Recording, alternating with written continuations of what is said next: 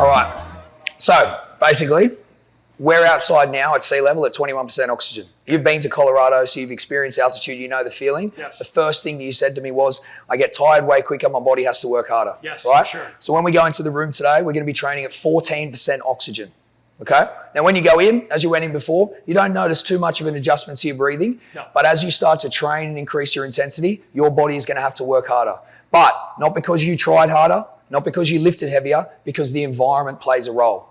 The reason we use the altitude environment is because we get more bang for our buck, better results for our hard work. Okay. Now, you told me before, you do cold plunges? Yes. Beautiful. Now, when you go in the cold plunge, gone are the days like me and you used to use it just for recovery. Now we do it because we don't want to do it. It's uncomfortable, yes. right? We know that if we get in this uncomfortable thing and we can remain calm and composed, yes. and we can handle that stress, that should better equip us to handle stress and adversity in our day-to-day lives, 100%. in our situation, in our business, in our career, whatever it is we're trying to achieve. Mm-hmm.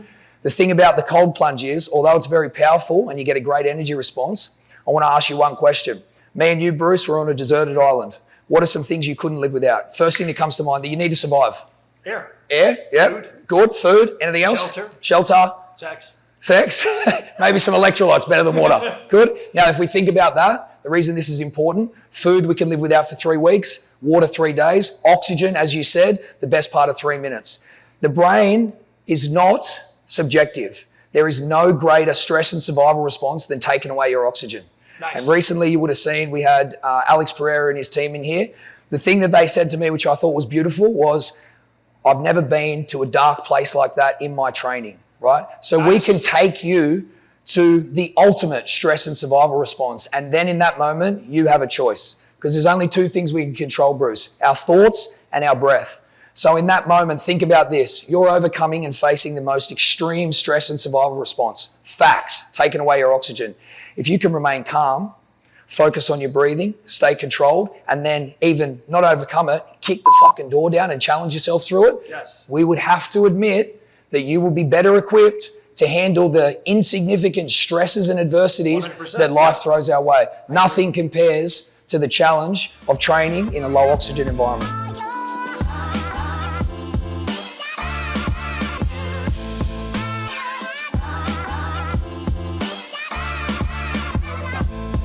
All right, so we're going to kick things off, literally just tick it over as if it's a nice little warm-up. We're just going to go for 30 seconds, very easy. And then like I said, that breathing technique, while you're ticking it over, just watching me, I breathe in through the nose, and then I purse my lips, long, slow, all the way till empty just before the urge to breathe. Cool? So what I want you to do, I want you to keep this RPM at about 55 to 60, and now I'd like you to focus on the breathing pattern. It's a slow, controlled breath in through the nose, and a long, slow exhale through the mouth, all the way till empty just before the urge to breathe. Start to get a little bit uncomfortable, but as you know, Bruce, that's where all the good shit happens, all right? Now place this hand up here. I'm going to place the pulse oximeter on, and I want you to intently focus on that breathing. Long, slow exhale, all the way till empty, just before the urge to breathe, and then controlled back in through the nose. Beautiful, brother. Now we're at 86. What should it get down to? So, under 90% is milestone number 1. Okay. When we're training, 80 to 85% is the sweet spot, but I want you to continue to focus on your breathing. Now, have a look at that, Bruce. 81. 81 and 79 just before. Go back to that breath. Long, slow exhale, all the way to empty, just before the urge to breathe. Take it back in. Good. Beautiful. How do you feel? Feel a little bit different? Absolutely. Yeah. So with this, how long is the training sessions? So our training sessions generally run for a 50-minute block. We'll go through a warm-up, 34-minute workout, yep. And then we finish every workout with a guided mindset, meditation, and breath work. Nice. Every workout. As I said before, train the mind, the body has to follow. A 100, yep. Beautiful. Agreed. So when we use this, 80 to 85% is the sweet spot. Okay. That allows us, our capacity of work drops by about 30%, but we get the maximum adaptation. Should someone drop below 85, what do you do? You can drop below 80. Yep. If it's through your control of your breath. Like you just dropped to 79, yes. You can do it through lowering the volume of inhalation. But if it was just through training and intensity, 80 to 85% is that sweet spot. If you start to go lower just through training, Your capacity will go lower. Now we're working at 50%. Now the ratio's off for benefit and performance. Does that make sense? Yes, okay, Yeah. yep. So we're trying to find that sweet spot. Cool? So the breathing is a big component of what we do. And I say this all the time. You may feel the same way. Breath work and meditation is not some mystical practice. I know. You don't need to be a shaman or a guru. Breath work, we take 25,000 breaths a day. We breathe 24 hours a day. Meditation, what is it? Closing our eyes, trying not to think about anything, the past and the future. I'm a big believer in meditation, dude. These Do it every tools day. we have at our disposal at any time. I know. But here, because of this environment, we actually get to coach and practice it. As you know, Bruce, these aren't discussions or practices that happen in a normal gym, but this environment is the perfect platform. Yes, the environment here differentiates between a regular gym It's environment. deeper purpose. Sure, and It's not the surface level. Deeper is a good word for It's not, well, yeah, you have blue lights, barbells, dumbbells, but there's a deeper purpose. And you touched on it before. When you start to see everything you do, every effort, every rep, every breath as an opportunity, you start to see everything as an opportunity in your normal life. That's the goal. Agreed. So there's a deeper purpose that we want to try and apply here. And of course, with the general population member, you need to break through. They're not thinking about these things. They don't know about these things. But that's the gift. That's the impact we can have on people. Agreed. Beautiful. All right, my man. Well, that's pretty much a good little coaching course on altitude. Now we can just get the shots, brother. So what are you thinking? A little bit of boxing, a little bit of weights? Okay, so Yeah? I'll get my gloves. All right, brother, let's go.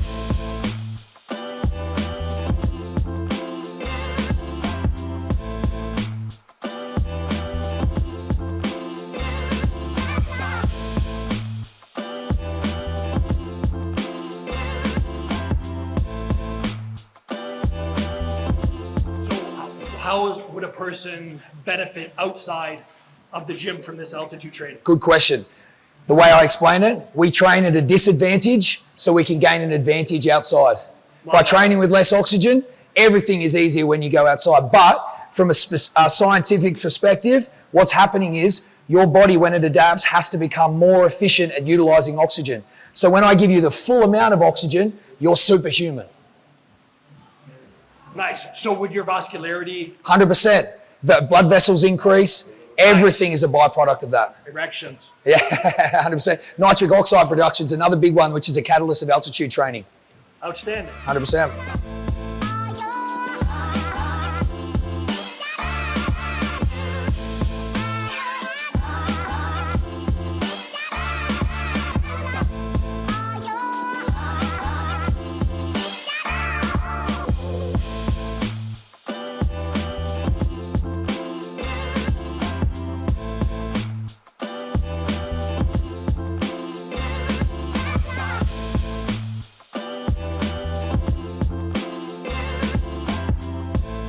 Very good, brother. Thank you. Good stuff, my man. Appreciate you coming in, bro. That was awesome. Are you kidding?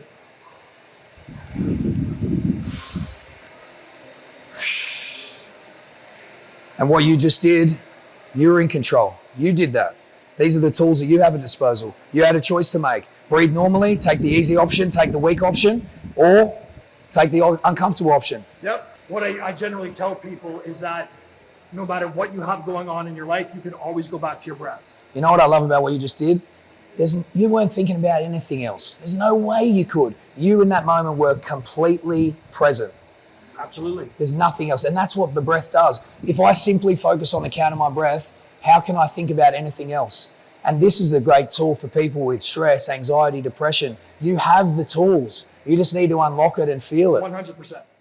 As you breathe in through the nose, out through the mouth.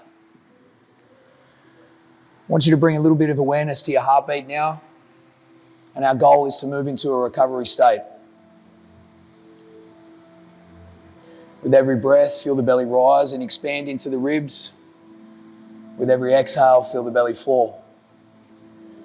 In a moment, we're going to go through our box breathing technique. It'll be a 4 in, 4 hold, 4 out, 4 hold.